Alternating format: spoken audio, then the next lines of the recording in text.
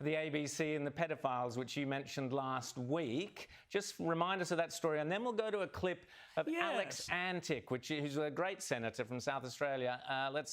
Tell us the story, and then we'll go to that. Very quickly, just to remind everybody, a story came out that in Tasmania, an ABC producer instructed journalists to not call pedophiles pedophiles, lest it demonize people who had pedophilia or were living with pedophilia or whatever woke term they wanted to use for it, but didn't actually act on their impulses to assault children. Oh, how wonderful of them.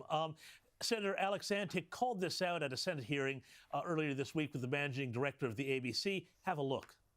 There was an article in The Australian last month, I think, where it was reported that a senior producer at the ABC had emailed staff telling them to avoid referring to child sex abusers as pedophiles, so as not to marginalise those who had been clinically diagnosed with paedophilia but who had not acted on their impulses, and they were told to use other terms, whatever that may well be. I'm interested, and we know that the ABC does use its language, like a lot of left-wing outlets do, use its language very carefully. We've heard refer to violent street crimes in Melbourne as being youth network offending. I think that's something that the ABC have done. Can I ask you this, though? Does the ABC consider paedophilia a sexual preference? No, Senator, look, that particular email was sent by a producer in a newsroom. We have not changed our policy on the use of the word pedophile, and I think that that email could have been worded a lot better.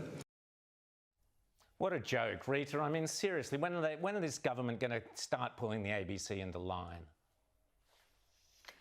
I have got sick of saying this, but the Liberals, the coalition, they have been in power for the bulk of the last 30 years and they have done absolutely nothing about addressing the ABC, the bias there, the culture there, the fact that they actually don't live up to their charter. And Scott Morrison doesn't have the courage to have that fight, then he's going to have more troubles like he's had in the last few weeks. This is a crisis of their own making. They have not done anything other than moan about it. You're in power, do something.